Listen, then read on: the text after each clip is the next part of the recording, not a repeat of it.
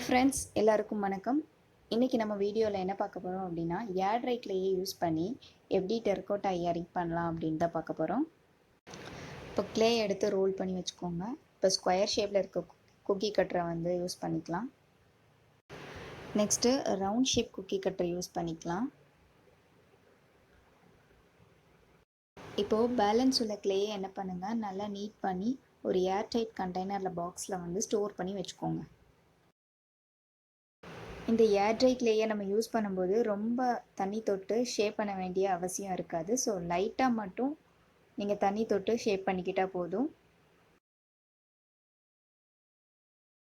இப்போ round shape cutter எடுத்து 3 சைட்ஸும் வந்து இந்த மாதிரி கட் பண்ணிக்கோங்க. இந்த கிளேயை வந்து நீங்கள் வந்து பேக் பண்ண வேண்டிய அவசியம் இல்லை. ஸோ வந்து அந்த ஏர்லேயே வந்து 24 ஹவர்ஸில் வந்து உங்களுக்கு ட்ரை ஆயிரும். நம்ம நேச்சுரல் கிளேயை யூஸ் பண்ணி தான் ஜுவல்லரி மேக் பண்ணணும்னு அவசியம் இல்லை. இந்த ஏர் ட்ரை கிளேயை யூஸ் பண்ணி கூட நம்ம வந்து ஜுவல்லரியை மேக் பண்ணலாம். பேக்கிங் பண்ணுறதுக்கு உண்டான மெட்டீரியல்ஸ் வந்து நம்மளுக்கு கிடைக்காத பட்சத்தில் இந்த ஏர் ட்ரை கிளேயை நம்ம யூஸ் பண்ணிக்கலாம்.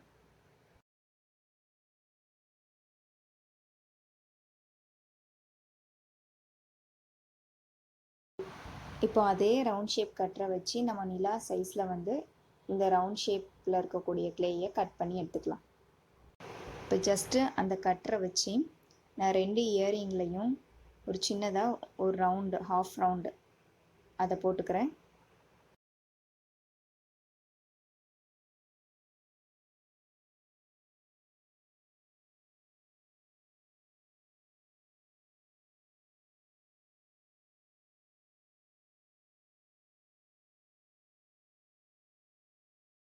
இப்போ இந்த மாதிரி இயரிங்கை வந்து நம்ம ஜாயின் பண்ண போகிறோம். ஸோ நீங்கள் யூபின் ரெடி பண்ணி வச்சுக்கோங்க. வச்சுட்டு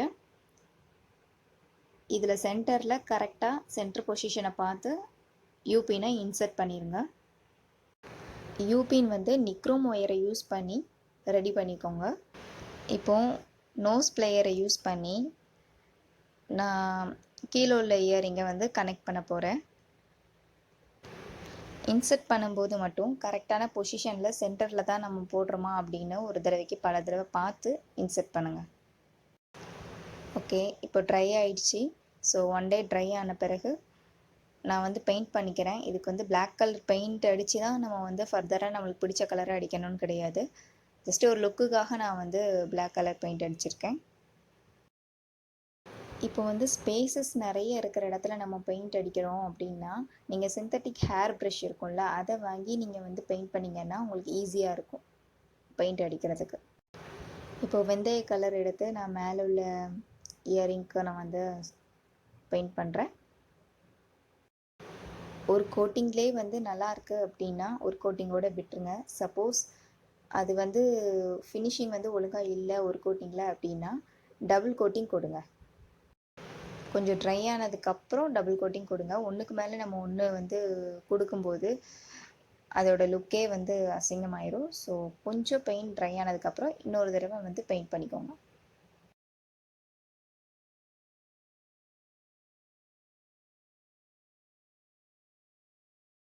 இப்போ அந்த டிசைனில் ஒவ்வொரு இடத்துலையும் வந்து தனித்தனி கலரை நம்ம கொடுத்து வச்சுக்கலாம்.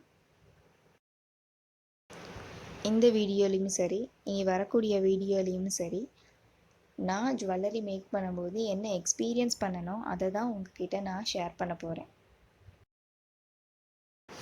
இப்போ வந்து சிந்தட்டிக் ஹேர் ப்ரஷ்ஷை யூஸ் பண்ணாமல் இந்த மாதிரி இடத்துலலாம் வந்து குட்டி குட்டி ஸ்பேஸில் இருக்கக்கூடிய இடத்துலலாம் நம்ம பெயிண்ட் பண்ணுறதா இருந்தால் சைஸு 2, 4, 6 ஆர் 8 இந்த மாதிரி சைஸில் உள்ள ப்ரெஷ்ஷை வந்து நம்ம யூஸ் பண்ணிக்கலாம். அந்த இடத்துக்கு தகுந்த மாதிரி உள்ள ப்ரெஷ்ஷை வந்து நீங்கள் யூஸ் பண்ணுறது நல்லது.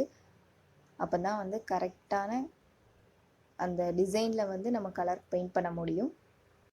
இப்போ ஃபைனலாக கோல்டன் கலர் பெயிண்ட் பண்ணுறேன். டிஸ்கிரிப்ஷன் பாக்ஸில் வந்து நான் என்ன கிளே யூஸ் பண்ணுறேன் அப்படிங்கிறத நான் மென்ஷன் பண்ணுறேன். ஸோ டிஸ்கிரிப்ஷன் பாக்ஸை பாருங்கள்.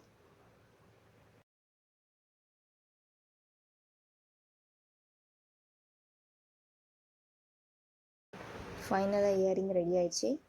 ஸோ நான் அப்லோட் பண்ணுற வீடியோ உங்களுக்கு பிடிச்சிருந்தா மறக்காமல் என்னுடைய சேனலை சப்ஸ்கிரைப் பண்ணுங்கள். தேங்க்யூ.